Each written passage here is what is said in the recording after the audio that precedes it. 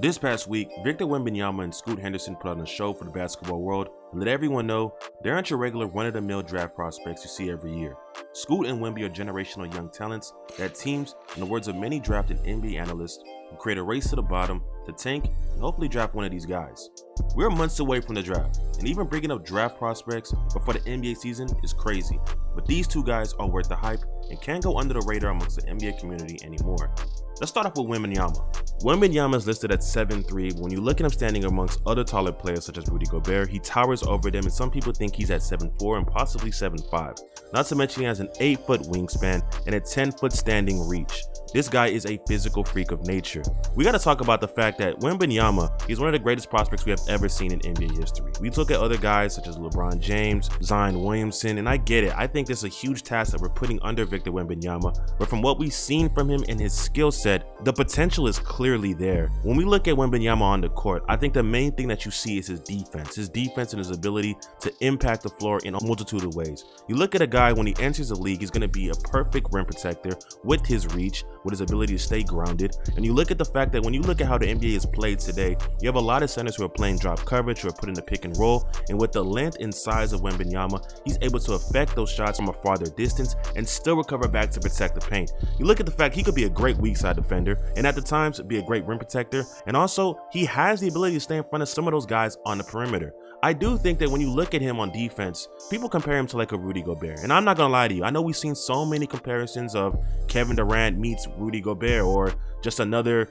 unicorn. I can't go into that same aspect because I think Victor Wembanyama is something that we just have never seen before. And when you look at the defensive side, I think that when you look at his ability to affect shots under the rim, his ability to contest the perimeter, especially in the game now where it's so perimeter centric, I don't think that he's just going to be a complete food out there. These are things that are promising, especially when he gets into the NBA. And when we talk about his movement, guys, the one thing that's so great about Wembanyama is that he's been that tall for so long. It's not like he just hit a growth spurt a year ago. About 2 years ago, there was footage of him playing one-on-one against Rudy Gobert in France, and he was the same size. So he's been able to be in that same body and work with his mobility and become so fluid that when you look at him play on the court, because we're not familiar with it, it looks unnatural, but his natural movements are natural. That's another great thing for his size, especially guys at his height. You look at Victor Wembanyama, and I think he has a smooth movement right now. And I think that it's only going to get better as long as he puts on some weight and works on his body.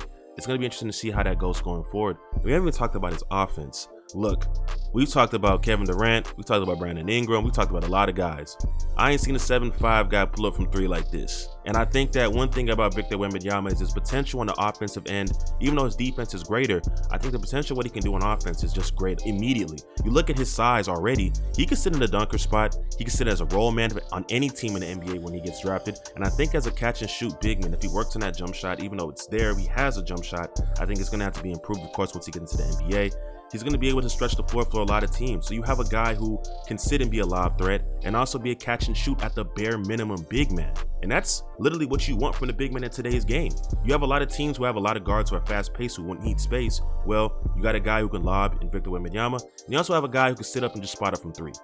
It's crazy. And I haven't even mentioned the shot creation, which is going to get better. I think the one thing I love about Wembanyama is the fact that he understands that he may not have the best handle. The handle does look good at the 7'5", 7'4". We don't know how tall he is, but at the handle right now, it looks pretty solid right now for his size. But he does realize he has to work in that, and he likes to put guys into the post and use his length as the advantage over a lot of these guys out there. And I love that. I love the fact that he knows that he's bigger and taller than everybody else, and you can't affect his shot. So that post fade or him drop stepping or him like he understands what his strengths are and he doesn't play towards his weaknesses. Now, of course, there are some things he's got to work on, which is basically his size and his frame. And I think that when he gets into the NBA, he's going to be a little bit weaker. But as time goes along, his size is going to have to improve. He's going to get a little bit stronger. And I think that his game, wherever he's drafted to, he's going to be an immediate impact on both ends of the ball, especially on defense. Wembanyama is not a guy that we're just praising just because we want to praise him. He's that good. He's that good, and the potential of him becoming what he can become will change how we see big men in the NBA going forward. I think that Wembanyama is easily a player that a lot of teams by the trade deadline are going to be looking to try to get by finding out ways to tank, resting guys, like there's going to be a lot of movement for this guy. Like he's that good and we need to pay attention to this man. Now I have to show some love to Scoot Henderson, and I think that over the past 2 days, because Scoot Henderson did get injured in the second game, people haven't talked about how good he is too. Look, Scoot Henderson is not a guy that we can sleep on either. When we talk about his ability as a guard prospect in this upcoming draft, he's one of the best guard prospects we have seen in a very long time. And I know a lot of people talk about the fact that guards and athleticism, that's what we see all the time with a John Moran or guys that can dunk the ball. Like, no. Scoot Henderson is that good. When we look at what he's able to do right now, at only 18 years old, his second year playing in the G League amongst grown men, this guy is clearly one of one. I like the fact that when we look at Scoot Henderson, his frame, his size, he's able and he's strong at his position at 6'2" to defend and swallow contact getting to the rim as well. The one thing I like about Scoot Henderson is that when you watch this game, especially on the first game against Victor Wembanyama and the French team, is that he has the ability to use his athleticism, but he doesn't have to rely on his athleticism to make decisions on the court. When you look at sometimes a lot of players, they'll use their athleticism just because they can use their athleticism. They can get to the basket and just contort their body and make something shake. You see it in a John Moran. You saw it in Derrick Rose. There's a lot of guys like Westbrook, and there's no knock on them.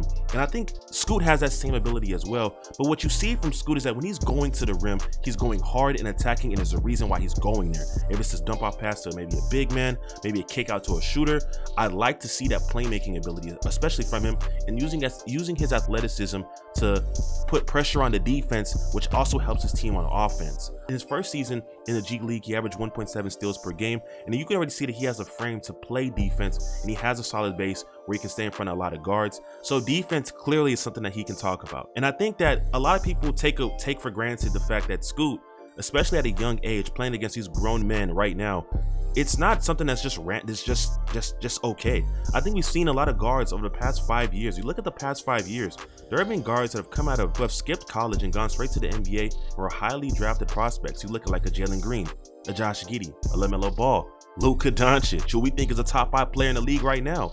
These guys who are performing so well early in their careers at a very young age, at 18, against grown men, and are highly drafted, highly scouted prospects, they come into the league and are able to do a lot of things, like a Jalen Green breaking a 30-point rookie record. You look at the fact that Josh Giddey creating these triple-doubles so early in his career. LaMelo Ball, an all-star in year 2. Luka Doncic. Do I have to talk about Luka Doncic? Like, come on now.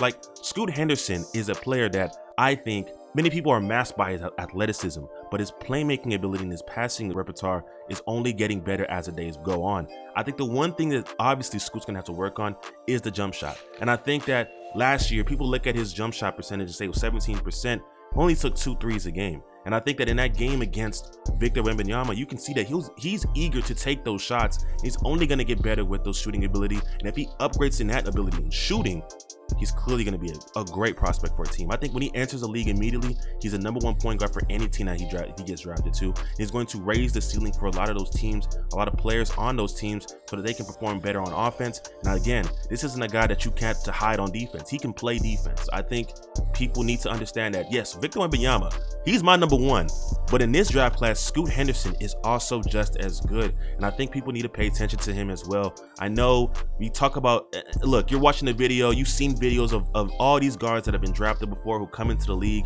and they get all these praise, but I really think that Scoot Henderson, when you look at his ability, you look at his athleticism, you look at the fact that he has a passing repertoire and the defensive ability, he has the size and the strength to stay in front of defenders. He has a great physique at a young age at 18. I like what I see from Scoot, and I think that people are going to be really impressed as the season goes along in the G League and watch his improvement. The one thing to look for again is the shooting, and if that gets better, hey man, he's a prospect that even if you miss out on Wemby, you ain't gonna be too mad at getting Scoot as well. I know we get a lot of comps of the Derrick Rose, the Westbrooks, the John Morants, and those are fair. At the end of the day, those are players that you can say, have the athleticism as well. But again, I think that entering the league immediately is going to be a guy that has a physical strength at 18 years old to be a really able-bodied defender who can play above the rim, can be a great passer as well and playmaker for others. And as the shooting improves, he's going to be very solid, especially for any team that drafts him.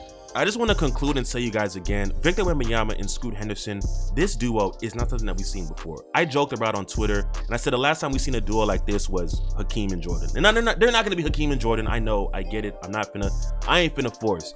But I think that these two guys are definitely generational. I think that when you look at what they provide and what they can do for their teams when they're drafted and what they've proven so far at their young age at only 18, I believe, these guys are definitely one of ones. And when the season goes on in the NBA in March, and you're seeing guys being rested, teams know what's in store for them in the draft lottery. And teams are going to want to get one of those top 2 picks, maybe the number 1 pick to get Wemby, or number 2 as a consolation prize to get Scoot. But these two guys are definitely worth the praise, worth the hype, and they're not just some random guys that we like to talk about all the time. They've proven it, but these two guys, nah, they're cut from a different cloth, man. If you guys enjoyed the video, please let me know what you guys think in the comment section. I know this 2023 NBA draft is going to be crazy. What do you guys think about Scoot and Wemby? If you enjoyed the video, leave a like and subscribe if you're new, and turn that post notification bell on so you don't miss a video. Until next time, guys, stay on beat.